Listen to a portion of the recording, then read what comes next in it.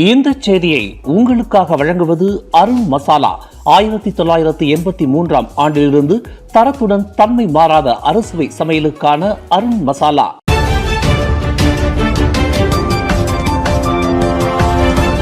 வணக்கம். திசைகளின் ஒரு மணி செய்திகள். கோலாலம்பூர் மஸ்ஜித் இந்தியா இனியும் பாதுகாப்பான பகுதியா?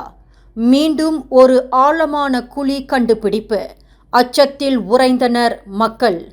நாட்டின் தலைநகரான கோலாலம்பூரில் முக்கிய வர்த்தக பகுதியான மஸ்ஜித் இந்தியாவில் கடந்த வெள்ளிக்கிழமை திடீரென்று ஏற்பட்ட ஆழமான குழியில் விழுந்து காணாமல் போன ஓர் இந்திய பிரஜையான விஜயலட்சுமியை தேடும் பணி இன்று 6வது நாளாக எட்டியுள்ளது.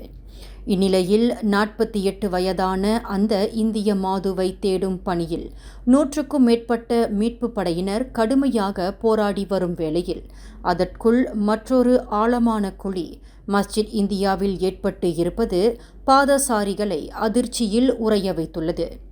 விஜயலட்சுமி விழுந்த இடத்திலிருந்து 50 மீட்டர் தூரத்தில் அந்த ஆழமான குழி இன்று அதிகாலை 2:30 மணியளவில் திடீரென்று ஏற்பட்டுள்ளது.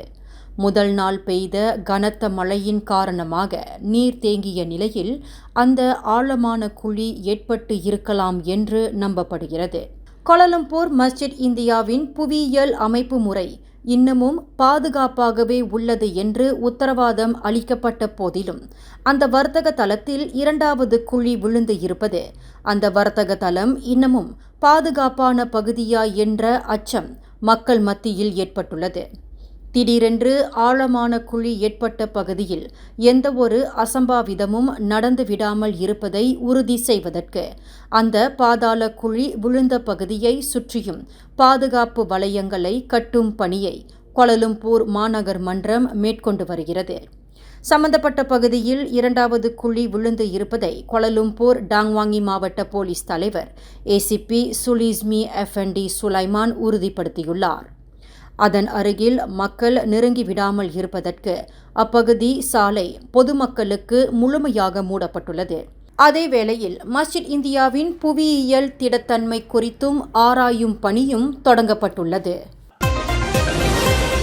கடா சுங்காய்பட்டாணி பீடோங் ஜெயாவில் கார் கழுவும் பணியாளரான ஓர் இந்திய இளைஞரை வெட்டி கொன்றதாக 3 இந்திய இளைஞர்கள் சுங்காய்பட்டாணி மேஜிஸ்ட்ரேட் நீதிமன்றத்தில் இன்று காலையில் குற்றஞ்சாட்டப்பட்டனர். சுங்காய்பட்டாணியை சேர்ந்த 27 வயது நவீன்குமார் உத்திரன், சுங்காய்பட்டாணியை சேர்ந்த 36 வயது மாதவன் உத்திரன் மற்றும் கொலக்கட்டிலை சேர்ந்த 31 வயது புவனேஸ்வரன் ராஜு ஆகிய 3 இளைஞர்கள் இன்னும் பிடிபடாமல் இருக்கும். மேலும் 2 நபர்களுடன் கூட்டாக சேர்ந்து கார் கழுவும் பணியாளரான 28 வயது நரேந்திரன் சுப்பிரமணியம் என்பவரை வெட்டி கொலை செய்ததாக குற்றஞ்சாட்டப்பட்டனர். இந்த மூவரும் கடந்த ஆகஸ்ட் 15ஆம் தேதி அதிகாலை 2:15 மணியளவில் சுங்காய்பட்டாணி பீடோங் ஜெயாவில் உள்ள கார் கழுவும் மையத்தில் இக்குற்றத்தை புரிந்ததாக நீதிமன்றத்தில் தெரிவிக்கப்பட்டது. குற்றவாளி என்று நிரூபிக்கப்பட்டால் மரண தண்டனை அல்லது கூடியபட்சம் 40 ஆண்டு சிறை தண்டனை மற்றும் பிரம்படி தண்டனை விதிக்க வகை செய்யும் குற்றவியல் சட்டம் 302 பிரிவின் கீழ் மூவரும் குற்றச்சாட்டை எதிர்நோக்கியுள்ளனர். இவ்வழக்கு விசாரணை அலோஸ்தார் உயர் நீதிமன்றத்திற்கு மாற்றப்படுவதால் மூவரிடமும் எந்த ஒரு வாக்குமூலமும் பதிவு செய்யப்படவில்லை.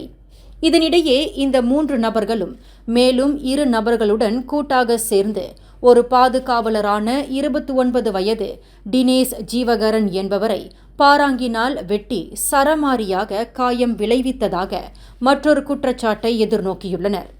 இக்குற்றத்தை கடந்த ஆகஸ்ட் 15ஆம் தேதி அதிகாலை 2 மணியளவில் பீடோங் கம்போங் தோக் பாவாங்கில் புரிந்ததாக நவீன்குமார் உத்திரன், மாதவன் உத்திரன் மற்றும் புவனேஸ்வரன் ராஜு ஆகியோர் குற்றச்சாட்டை எதிர்நோக்கியுள்ளனர். குற்றவாளி என்று நிரூபிக்கப்பட்டால் கூடியபட்சம் 20 ஆண்டு சிறை தண்டனை மற்றும் பிரம்படி தண்டனை விதிக்க வகை செய்யும் குற்றவியல் சட்டத்தின் கீழ் மூவரும் குற்றச்சாட்டை எதிர்நோக்கியுள்ளனர். கோலாலம்பூர் மஸ்ஜித் இந்தியாவில் மண் புதையுண்ட சம்பவத்தில் காணாமல் போன விஜயலட்சுமியை தேடும் பணியில் ஈடுபட்டுள்ள தீயணைப்பு மீட்பு படையினர் பல்வேறு சவால்களை எதிர்நோக்கியுள்ளதாக ஊடகங்கள் தெரிவித்துள்ளன. விஜயலட்சுமியை தேடும் பணியில் பந்தாய் டாலாமில் உள்ள இண்டா வாட்டர் கன்சோர்டியம் கழிவுநீர் சுத்திகரிப்பு மையத்தில் இருக்கும் 15 மீட்டர் உயரமுள்ள கழிவுநீர் தொட்டியில் அபாயகரமான வாயு குவிந்துள்ளதாக கூறப்படுகிறது. கடந்த ஞாயிற்றுக்கிழமை மீட்பு படையை சேர்ந்த தலா 2 உறுப்பினர்களும் கடந்த திங்கட்கிழமை 4 உறுப்பினர்களும் கோலாலம்பூர் மாநகரின் கழிவு நீரை சேமித்து வைக்கும் பெரிய தொட்டியில் இறங்கிய போதுதான் அதில் அபாயகரமான விஷவாயு குவிந்து இருப்பது தெரியவந்துள்ளது. நச்சுவாயு உள்ளிட்ட பல்வேறு வகையான ஆபத்தான வாயுக்கள் அந்த ராட்சச தொட்டியில் உள்ளன. மீட்பு பணியில் வீரர்கள் எதிர்நோக்கும் மிகப்பெரிய சவால் இந்த நச்சு வாயுதான் என்று கண்டறியப்பட்டுள்ளது. வீடமைப்பு கட்டுமான தளத்தில் மண்ணில் புதையுண்ட நிலையில் கண்டுபிடிக்கப்பட்ட வெடிகுண்டை செயலிழக்கும் பணியின் போது குண்டின் சிதறல்கள் தெரித்து கடும் காயங்களுக்கு ஆளான 2 போலீஸ்காரர்களின் உடல்நிலை சீராக இருப்பதாக அறிவிக்கப்பட்டுள்ளது.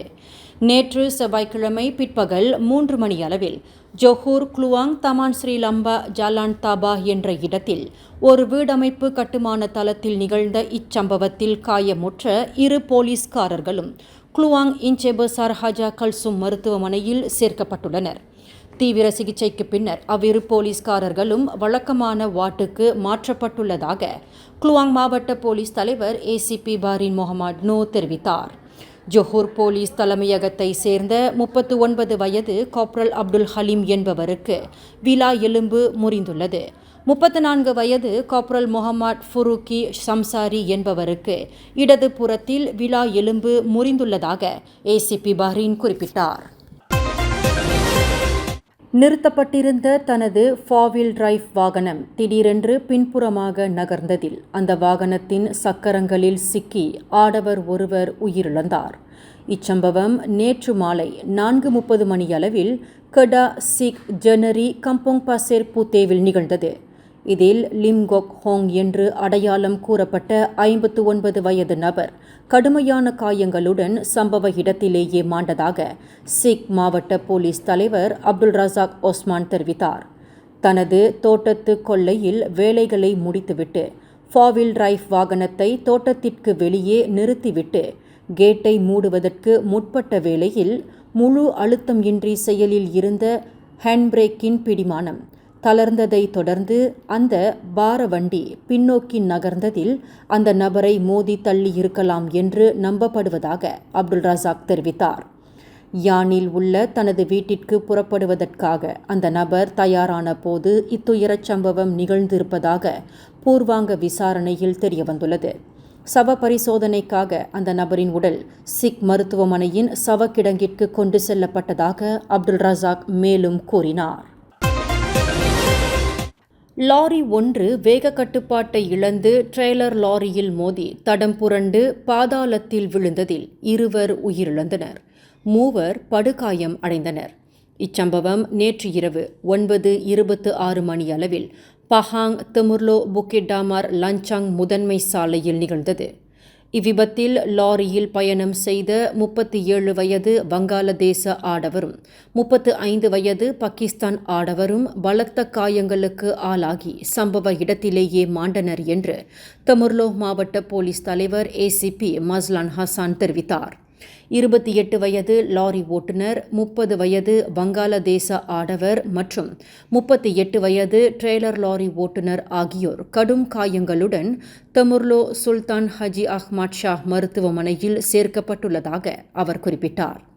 அந்த லாரி ரவுப்பிலிருந்து குவாந்தானை நோக்கி சென்று கொண்டிருந்த போது இவ்விபத்து நிகழ்ந்ததாக பூர்வாங்க விசாரணையில் தெரியவந்துள்ளது என்று ஏசிபி மஸ்லான் தெரிவித்தார். சரவா சீபுவில் டீசல் எண்ணெயை கடத்தும் கும்பலிடம் லஞ்சம் பெற்று வந்ததாக நம்பப்படும் அரசாங்க அமலாக்க ஏஜென்சி ஒன்றின் இயக்குநரை மலேசிய ஊழல் தடுப்பு ஆணையமான SPRM கைது செய்துள்ளது. சரவா கோச்சிங்கை தளமாக கொண்டு செயல்படும் அந்த அமலாக்க ஏஜென்சியின் 40 வயது மதிக்கத்தக்க இயக்குனர் நேற்று சரவா SPRM அலுவலகத்திற்கு வரவழைக்கப்பட்டு விசாரணைக்கு பின்னர் கைது செய்யப்பட்டதாக SPRM வட்டாரங்கள் தெரிவித்தன. அந்த இயக்குநரிடம் வாக்குமூலம் பதிவு செய்யப்பட்ட பின்னர் ஒரு நபர் உத்தரவாதத்துடன் SPRM ஜாமீனில் விடுவிக்கப்பட்டதாக அந்த வட்டாரங்கள் மேலும் விவரித்தன. இந்த செய்தியை உங்களுக்காக வழங்கியது அருண் மசாலா. 1983 ஆண்டிலிருந்து தரத்துடன் தன்மை மாறாத அறுசுவை சமையலுக்கு அருண் மசாலா. மேலும் செய்திகளை தெரிந்து கொள்ள கீழே இருக்கும் பெல் பட்டனை அழுத்துங்கள். உங்கள் மகிழ்ச்சியை வெளிப்படுத்த லைக் மற்றும் ஷேர் செய்யுங்கள். தொடர்ந்து திசைகளோடு இணைந்திருக்க சப்ஸ்கிரைப் செய்யுங்கள்.